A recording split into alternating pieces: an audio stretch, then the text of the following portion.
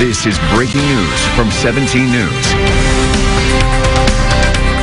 Good morning from the 17 Newsroom. I'm Maddie Jansen. We're breaking into programming to bring you new developments in the gut-wrenching case of those two little California City boys reported missing more than 14 months ago. Police have now confirmed that the adoptive parents of Orrin and Orson West have been arrested and charged in their deaths. Let's take a look at what we know so far. In just a few minutes, Kern County District Attorney Cynthia Zimmer will be holding a news conference with law enforcement leaders to discuss the recent developments in this case.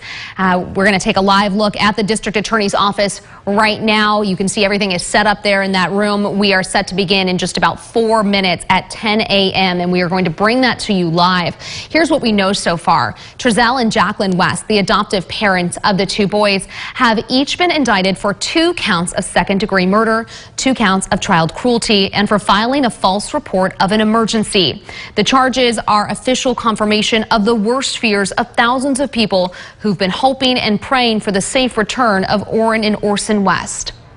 Even after 14 months of intense public scrutiny, we know very little about Trezell and Jacqueline West. Public records tell us that Trezell Philip West is 35 years old and Jacqueline Gabrielle Vasquez West is 32.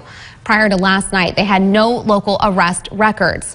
In the last year and 2 months, there have been dozens of searches and scores of prayer vigils, but the Wests have never been seen attending. There have been 3 social media posts by, quote, the extended West family, but none by Trezell and Jacqueline. A yearbook confirms that Trezell was a 2004 graduate of Bakersfield High School. Public records show he held a security guard license that permitted him to carry an exposed firearm from March 2013 to March 2015. The exposed firearm permit was canceled when his guard license expired in 2015. We're taking you live now again to that press conference as we await the beginning of the news conference from District Attorney Cynthia Zimmer. Again, we're expecting this news conference to discuss these charges that were filed last night against both Jacqueline and Trezell West. We're going to learn a little bit more about that this morning. Defense attorney David Torres joined us on 17 News at Sunrise to talk a little bit about the charges that the Wests are facing. Again, those are 2 charges. Those are 2 charges of second-degree murder each and 2 charges of child cruelty, in addition to a charge of filing a false report of an emergency. Torres addressed the charges of second-degree murder as opposed to first-degree. If there was a situation where these children perhaps were either beaten on an ongoing basis or something happened where because of the action of the defendants these children suffered as a result at the hands of their parents, then more likely than not that could be second degree as well. The thing with child abuse, those cases are very difficult because if you do prove that particular charge, a person can serve up to life in state prison. Again, as we said, the Wests each face 2 charges of second-degree murder, 2 charges of child cruelty, and a charge of filing a false report of an emergency. They were indicted by the Kern County grand jury yesterday. Over the course of the 14 months since they were reported missing, concerned citizens and individuals across the community and even across the country have been eager to do anything they can to help. They've pledged various rewards. People have put up billboards. In fact, the reward in total comes to well over $125,000. It's been an unorganized grassroots effort, however. There are no consistent conditions on what's required to earn the rewards. There's also no indication of how long the reward offers are valid or even if those offering the rewards are able to pay them.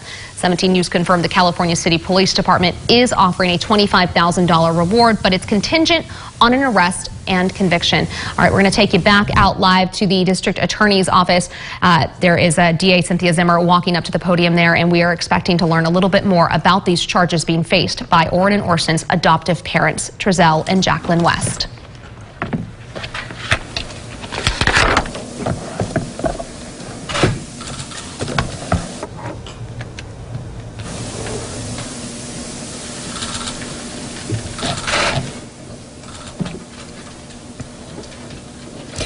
Good morning. My name is Cynthia Zimmer. I am Kern County's district attorney. I have information about Orrin and Orson West, the 2 young boys who were reported missing from California City 14 months ago. On December 21st of 2020, Orrin was 4 years old and Orson was 3 years old. Their adoptive parents in California City, Trezell West and Jacqueline West, reported to the California City Police Department that the boys had disappeared from their backyard. The California City Police Department began a search for the boys in the area around their home. After a period of time, the FBI joined in the search, as did the California Highway Patrol and search and rescue from the Kern County Sheriff's Department. The community also came out to assist in looking for the boys, but to no avail. They were not located. 1 week later, crucial information came to light that necessitated the involvement of the Bakersfield Police Department and the Kern County District Attorney's Office. Law enforcement worked diligently, hundreds of hours in the next 12 months, looking for the boys.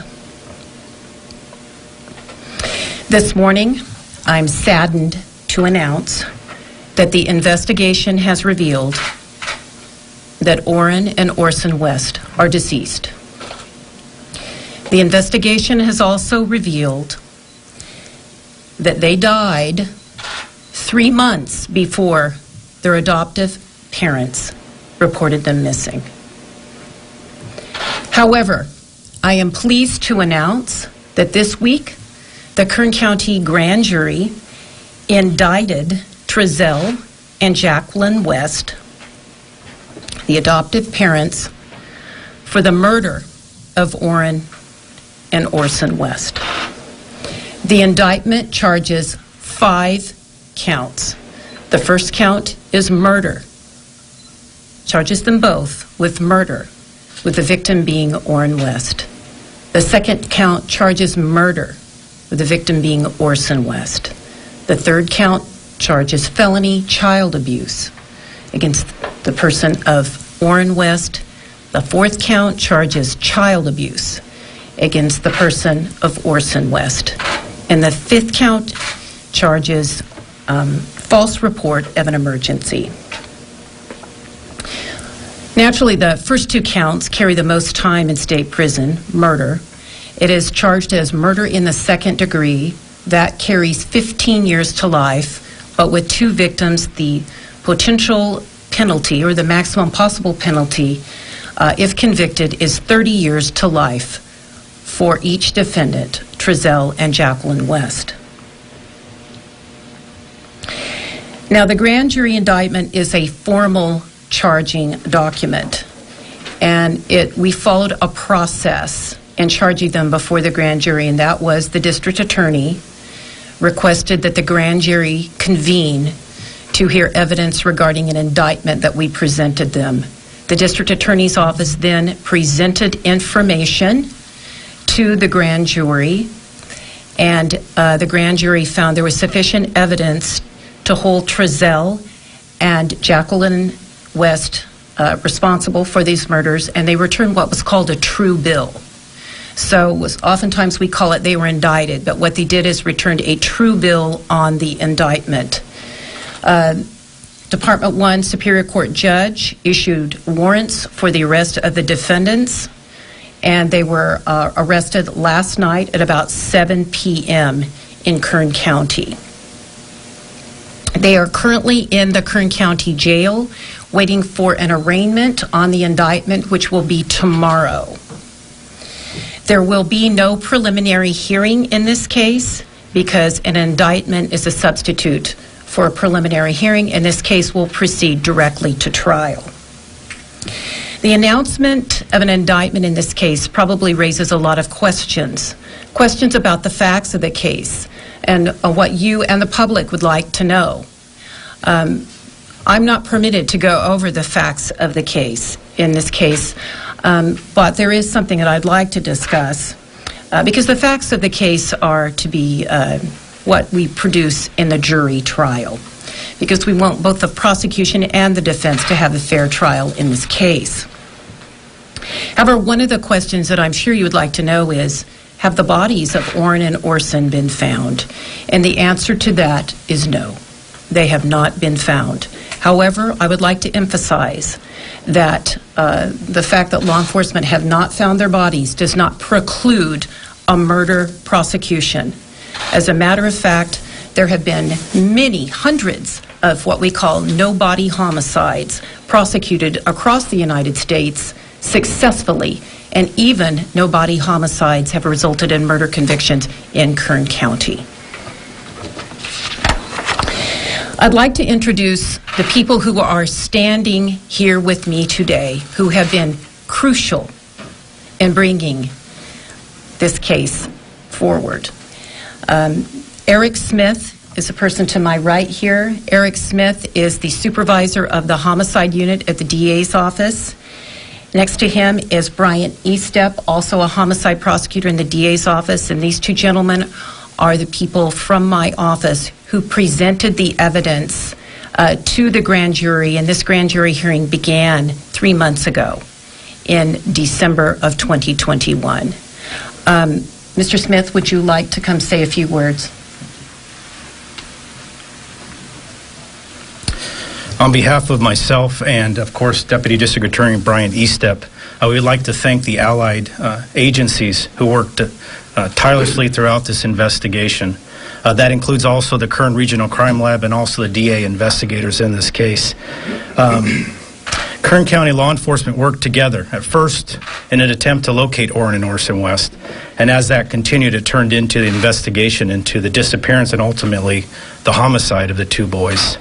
The lead investigative agencies, Bakersfield Police Department, California City Police Department, they worked tirelessly throughout the course of this over a year since this occurred to follow up on leads and complete the investigation. Investigation that was continued even throughout the grand jury hearing. The indictment itself took approximately 3 months. Over 50 witnesses testified during the course of the indictment. Much of those witnesses' testimony was extremely emotional as it related to this case, but that's to be expected from a case that involves the murder of two innocent children. Thank you. Thank you, Mr. Smith.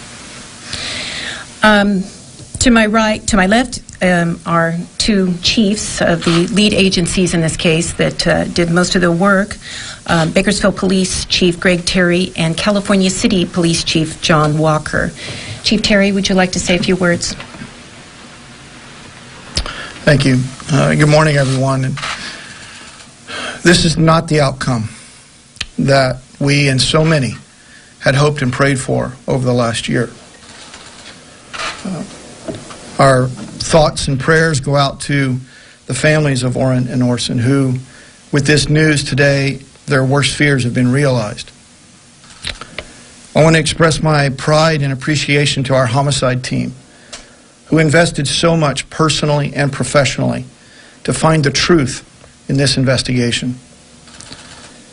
We now realize that the search for the boys began after the real tragedy had already occurred. But it is the work and diligence of the investigators, our partners, California City Police Department, the FBI, the National Center for Missing and Exploited Children, and many, many other law enforcement agencies, community members, our own community members, and members of the public.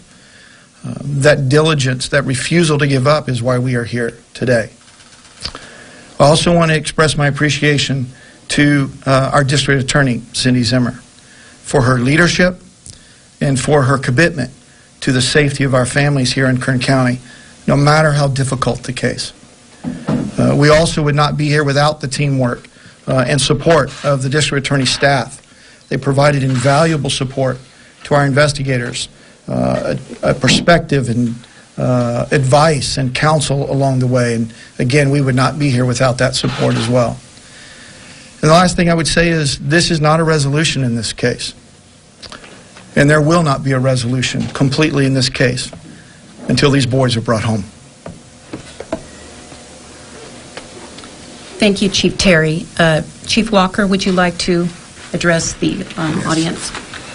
Good morning. Thank you for being here. Let me emphasize, first and foremost, this is a tragedy, an absolute tragedy that was reported in my city, that two small boys could be killed by their parents. But I do have to say how proud I am of my department from the second we got the call until we brought in so many resources, and we're very grateful for that. But the second we got the call, we were on scene.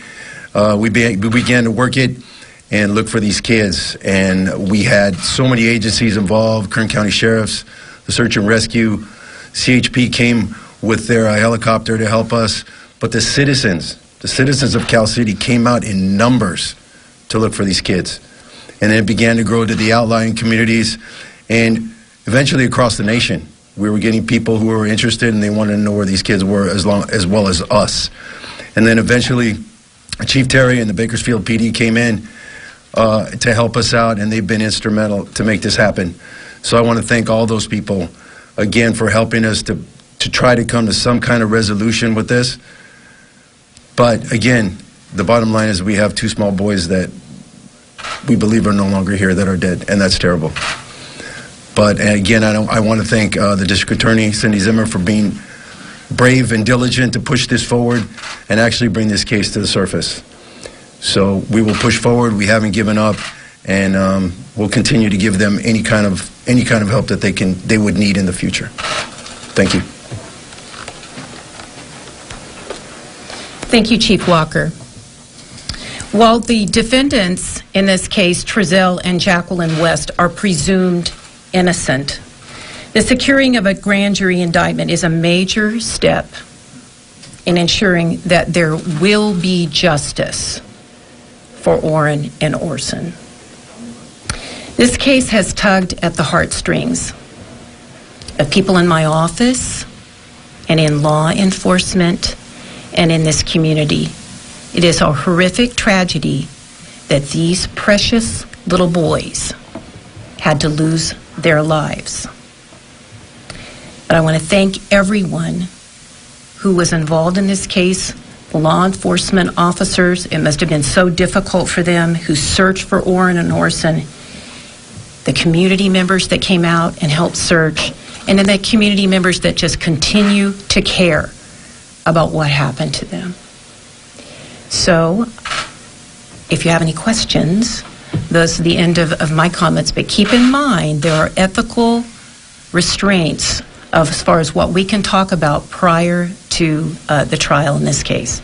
Well, let me try, Cindy. Thank you. I think he had his hand up first. Thank you, District Attorney. How can we confirm that the boys had died 3 months prior to their reported disappearance if bodies haven't been found? Can you kind of explain how that works? No, I cannot, but I can tell you the facts in court will show that we were able to prove that to the grand jury, that the boys have died, that they were murdered, and we did that through a combination of direct and circumstantial evidence, and the grand jury was convinced that they were dead. Thank you.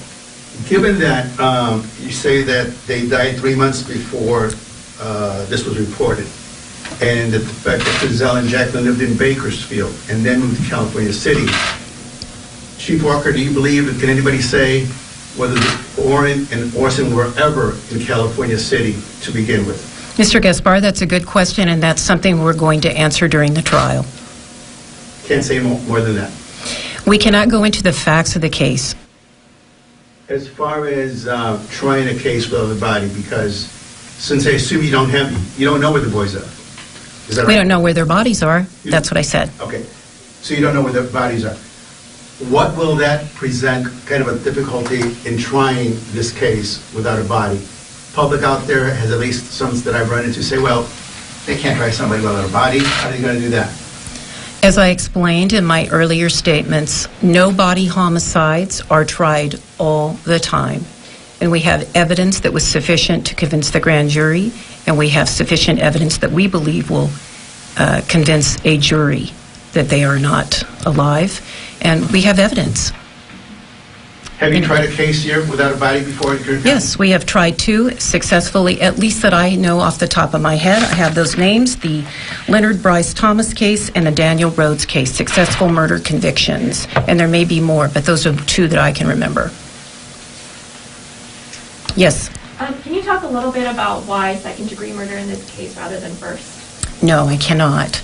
I can't really discuss the theory of liability in the case because that would involve the facts. And then also, could you, I'm so sorry, one more question. Can you talk a little bit about why you guys decided to go down the grand jury route and attain that rather than the average procedure? We try, I've done over 20 grand jury indictments myself throughout my career. It is something that we commonly do on homicide cases, which involve calling live witnesses, and also sometimes we do it because there has to be a little bit of starting and stopping regarding scheduling. A preliminary hearing is continuous. You don't have start and stops, and at a grand jury hearing you can do 2 days of testimony 1 week, 1 day, so there are a variety of reasons that we considered in this case, and a lot of, if you look back on some of our high-profile homicide cases, most of them did go to grand jury. Yes?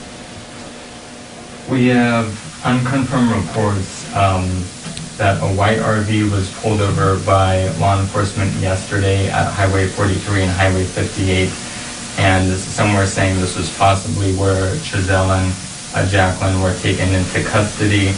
Are you able to confirm that? And also, near Potomac Avenue, the neighborhood where Giselle and Jacqueline have been living with his parents after they moved back from California City, there was a helicopter with a searchlight going over around, I want to say, 7, 8 o'clock last night. Can you confirm that that was looking for Giselle and Jacqueline? The defendants, Trezell and Jacqueline West, were taken into custody last night around 7 p.m. by the Bakersfield Police Department in western Kern County. How did that happen? How did you find out that the Winnebago that was there? We had spotted it earlier in the day in Edison, and then it was the same Winnebago that you guys found yesterday. How can you say what tipped you off that the Winnebago was there at Enos Lane and Highway 58? No. Any other questions? Yes, ma'am. What does this say about the vetting and background process for adopting parents here in Kern County? Ma'am, it's not the job of the district attorney to talk about those types of things. It's the job of the district attorney to look and see if a crime was committed and bring those guilty parties to justice. Yes? Are the defendants cooperating, and have they admitted to any wrongdoing? I can't discuss. That is absolutely prohibited. Any type of statements by the ethical canons that attorneys are required to follow. I won't comment on the evidence specifically. I won't comment on statements. Yes. Are these the only arrests that are going to be taking place in this case? Is there plans to bring in anybody else or to arrest anybody else involved in this? If I had those plans, I probably wouldn't tell you, but I can't tell you anyway. It's a good question. I don't mean to be trite, but I'm not going to comment on that. Yes. Go ahead. One more. We do know that Orson and Orrin were 2 of 4 adopted kids. They also had another 2 biological kids. Any idea of the whereabouts of the other 2 adopted kids and the biological kids as well? And were there any signs or prior signs of prior abuse in the household with the other 4 kids? I'm not able to discuss that, but it's not like the other 4 are missing. They are in the care and custody of the Child Protective Services. Yes. Were Trezell and Jacqueline West under surveillance for a considerable amount of time before you made an arrest? I cannot answer that. I mean, I know, but I shouldn't be answering that. Yes. Have you spoken to the biological parents of Orrin and Orson since you learned of this news? And if so, what was their reaction to this finding? Well, Mr. Smith has had contact with some of the biological family in this case, and I would have to defer to him about that. Our office, grand jury proceedings are secret. They are confidential. They are not to be revealed until after an arrest is made in this case, and in any case. So we will now that there has been an arrest made, we'll be able to talk to the family of the victims more so. But even before that, we weren't able to really go into detail with them, although I can tell you we have had contact with the family. Was it a unanimous vote with the grand jury to bring forth the indictment? I don't think that's something that can ever be revealed. I think that's confidential information in the hands of the grand jury. I can tell you that there was sufficient number to do it, or it wouldn't have been a valid indictment. But whether it was unanimous or not unanimous, I don't know, because they don't tell us. Can you say which legal counsel will represent the suspects? They will be arraigned tomorrow in court, and if they cannot afford counsel, they will be appointed, or if they want to retain counsel, they can do that. So we don't know. We won't know in the criminal matter who their attorneys will be until tomorrow morning. How do you guys plan to bring this news to the biological family? Obviously, you know, we're saying you guys have given confirmation that both boys are diseased as well, but there's no concrete evidence showing this.